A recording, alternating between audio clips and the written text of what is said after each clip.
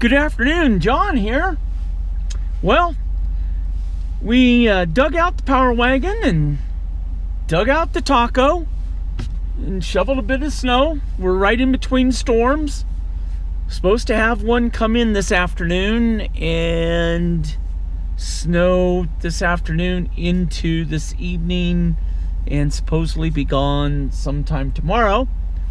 So what a perfect opportunity to take the Power Wagon out for a little spin out in the backcountry for a little quick ride in the afternoon.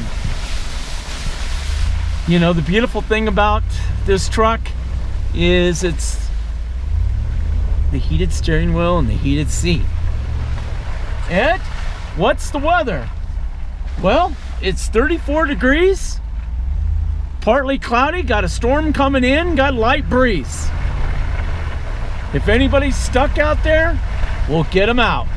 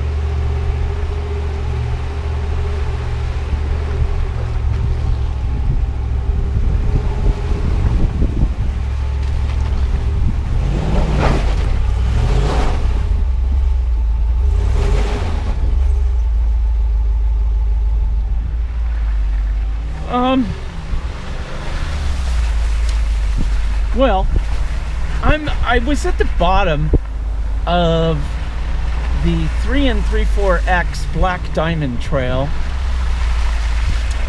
and on the west end I saw tracks going up the trail.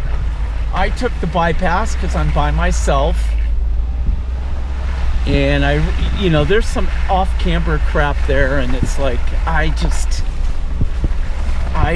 didn't really want to get myself in a bad place in the afternoon during the week by myself.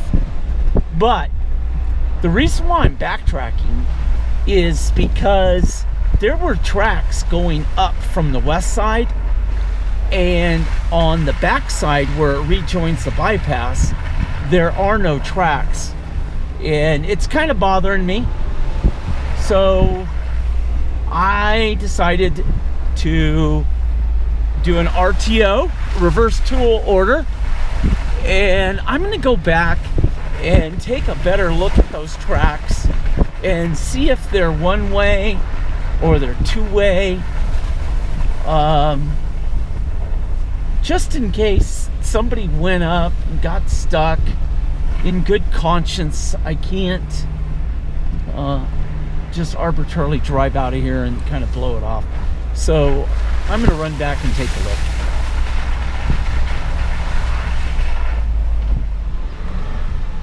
Well, I made it back around to the Black Diamond entrance on the west, and it appears the same, two sets of the same type of tires. So somebody obviously went up here and came back, and now I'm just being kind of nosy and I'm going up the trail to see how far they went before they turned around. Like I said, there's been times I've been out here in the snow where it gets really slippery, and it's, when there's no snow, it's really innocent looking. And then you realize you're on this little, because basically what this road is a dozer line for fire suppression. Oh, look at that view. It's a dozer line for fire suppression, and so you get into a couple little ridge tops where it's off camber, and I Saintsvine Mike and Ramblin' Russell, Roger, you might remember this. We were out here in the snow, and that one spot, boy, our vehicles just wanted to slide sideways and go over the side in an area that's completely innocent 364 days a year. So, one of the things that I can say, and I can say this with many years of experience, especially working in the San Bernardino Mountains, is road and trail conditions change every day. And know what your limitations are, your skill set is, know what your vehicle's limitations are, know what you should be doing with others, by yourself, with inexperienced drivers, how to help them, and constantly be evaluating whether or not it's the right day to go wherever it is you're going to go. Put the male ego aside. Oh, heck, I can make this in two-wheel drive. Next thing you know, you're not having a good time because you broke something or something bad happened. I'm sure that there's a ton of skilled people with all the right vehicles and all the right equipment that they can run any one of these trails under any set of circumstances and be perfectly fine. But, for a lot of folks, know before you go. Really think about it. And if everything can line up, great. If it doesn't, turn around. One of my best friend lost his future son-in-law because they were on a trail, reached a decision point, a trigger point, and they actually sat and evaluated it. It wasn't a rash decision, but decided to continue on, and there was an unfortunate result from that. And for my buddy, hopefully you don't crucify me for sharing that. Be back. Well, I did a quick walk around, but with the storm coming in, you can kind of maybe see it out the window. The wind is blowing, and I'm without having a fancy mic attachment. probably was too loud, so we're shooting this as plan B. That's looking towards Green Valley Lake, California, and Butler Peak, so looks like they're getting snow right now. That's looking towards White Mountain. There's Luna, Round Mountain, out there. I can't wait to see if the GoPro picked it up, but coming out of Willow Creek, I started to slip and I lost traction, and I actually engaged the rear locker. Yes, I definitely could have just backed up and tried a different line and used the male ego of, oh, I'm not gonna engage the toys. But since this is a new truck and, you know, I'm still putting it through its paces, to my satisfaction, to my needs, you know, it's like, okay, I'm gonna kick that rear locker in and see what happens. And boom, we went up the hill. Now, of course, I was looking in the rearview mirror and the camera probably didn't pick it up, but you know, I'm off camber, it's muddy, there's snow, and I can see the truck, the rear of the truck wanting to slide into a rock, and it's like, well, stuff happens, right?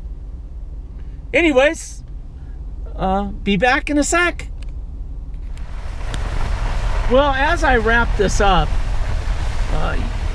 yesterday I was looking at some forums, watched some YouTube videos, exchanged a couple messages with another user as well as Z Automotive, and I've opted to order the Z Automotive Taser for the Ram. You know, that way for me, I really want better control over my lockers in terms of being able to engage them at will versus being in 4-low and some of the other lighting options. The one thing I did learn, and this might be of interest because a lot of Power Wagon owners are putting 37s on their rigs. Z Automotive told me as of right now, for the 2021 year, their programmer is only supporting up to tire size 35. It will not adjust the speedo for tire size 37. Now, just like any other piece of software, we all know that tomorrow they could come up with a firmware update and support the larger tire sizes. But I figured I better mention that since a ton of people are throwing 37s on these, and you know, the last thing you want to do is go out and spend $288 for something because of your tire size, and at the present time it doesn't support it. For me, I'm probably going to go with 35s at some point, so it's going to work out well for me for what I want, it to do. Anyways, hopefully I can throw together a decent little video for today's adventure, both on the pavement and off the pavement. As always, tread lightly. Let's enjoy our public lands. Let's educate our fellow users. You know, it's a message that some of you probably are going to get tired of hearing about from me, but I truly believe it. It's my mantra. I'm going to continue beating the drum. I hope you liked the video. Always want your comments. Talk to you later.